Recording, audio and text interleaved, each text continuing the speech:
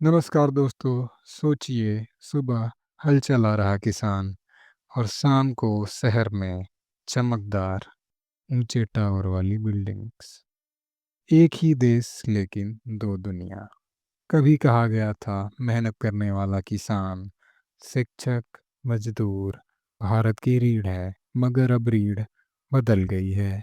अब अर्थव्यवस्था की कमान उन हाथों में है जिनके पास पैसा है।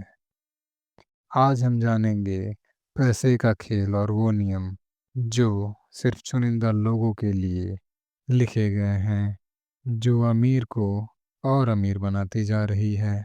पहला, सस्ता पैसा प्लस बैंकिंग सिस्टम का जाल। लोगों को लगता है पैसा आरबीआई प्रिंट करता है, लेकिन असली पैसा तो बैंक्स क्रिएट करते हैं जब वो लोन देते हैं। इसे कहते हैं क्रेडिट क्रिएशन। जो ऑलरेडी रिच होते हैं, जिनके पास प्रॉपर्टी, गारंटी और अच्छे कॉन्टैक्ट्स होते हैं, उनको बैंक्स इजीली करोड़ का लोन दे देते हैं। वही स्मॉल बिजनेस वाले, छोटे व्यापारी, छोटे किसान जिनके पास कोलैटरल नहीं होता, वो लाइन में ही रह जाते हैं और लोन के लिए भी तरसना पड़ता है। बड़े बिजनेस और भी बड़े होते जाते हैं और अगर उनका लोन डूब भी जाए तो एनपीए का नुकसान टैक्स पेयर भरेंगे। दूसरा, रियल इस्टेट गेम, खोखले घर, महंगा सपना। ये एक ऐसा रास्ता है जहां बड़े लोग घर रहने के लिए नहीं बल्कि इन्वेस्टमेंट के लिए खरीदते हैं। इसके परिणाम स्वरूप ये होता है कि जो ज़रूरतमंद हैं, जिनको शरण की ज़रूरत है और जो घर खरीदने के लिए इच्छुक हैं, घर बनाने के लिए इच्छुक हैं, उनके लिए उन प्रॉपर्टीज़, ज़मीन का दाम इतना ऊपर चला जाता है, ये खरीदना उनके लिए मुश्किल है। इसके बाद उन्हें मजबूरन या तो रेंट में रहना पड़ता है या तो लोन के साथ घर बनाना पड़ता है।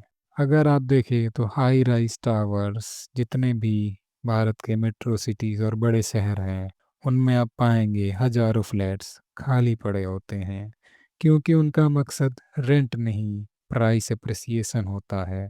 आम आदमी किराए पर रह रहा है और अमीर लोग खाली फ्लैट के दाम बढ़ने का वेट कर रहे हैं। रियल एस्टेट एक ब्लैक मनी वॉशिंग मशीन बन चुका है। बेनामी डील्स और स्पेकुलेटिव प्राइसिंग से हाउसिंग आम लोगों के लिए सपना बन गई है। तीसरा, प्राइवेट इन्वेस्टमेंट और इनसाइडर डील्स। ये रास्ता उन कुछ अमीर लोगों के लिए है जिनके पास एक्सक्लूसिव इन्वेस्टमेंट ऑप्शंस होते हैं। ये private equity funds, share buyback और एक्विजिशन का रास्ता अपनाते हैं। ये लोग कंपनी में पैसा डालते हैं, फिर बाईबैक से शेयर प्राइस बढ़ाते हैं और उसके बाद खुद ही अपने प्रॉफिट का पार्टी करते हैं। Example, leverage by outs. बड़े ग्रुप्स ने छोटी कंपनी को खरीद कर मार्केट कंट्रोल कर लिया।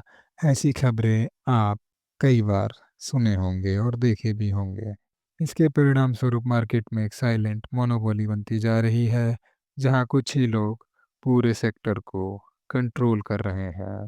चौथा, टैक्स के मजे, कानूनी रास्तों से बचाओ और पैसा बचाओ। टैक्स लॉ सबके लिए सेम है, लेकिन कुछ अमीर लोगों को लूप होल्स का मैप मिल जाता है। ये किसी सरकारी एजेंसी द्वारा नहीं दिया जाता है, ये कुछ स्मार्ट माइंड का यूज करके खुद निकाल लेते हैं, जिसके बाद ये बहुत ज़्यादा टैक्स चोरी करते हैं। वेल्थ टैक्स 2015 में हटा दिया गया और इनहेरिटेंस टैक्स तो इंडिया में है ही नहीं।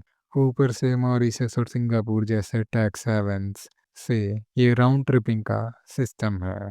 अमीर अपना पैसा ऑफशोर भेजकर टैक्स बचाते हैं और मिडिल क्लास सैलरी पर टैक्स भरकर रिस्पॉन्सिबल सिटीजन बनती है। पांचवा, फैमिली नेटवर्क और जनरेशनल वेल्थ।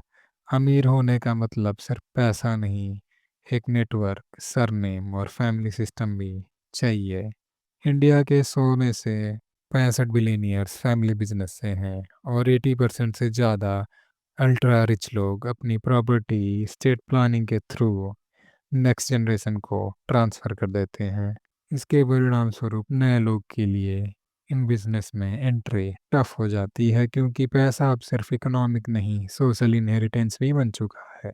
इंडिया में अमीर बनना एक बिजनेस नहीं, एक सिस्टम है। सस्ता पैसा, real estate, insider access, tax loopholes, family network, ये कुछ चीज़ें मिलके रिच को और रिच बनाने का असली फार्मूला बन जाती है। ये सब लोगों पे लागू नहीं होता है, लेकिन बहुत से रिच लोग इन सब चीज़ों का यूज़ कहीं न कहीं कर रहे होते हैं। धन्यवाद।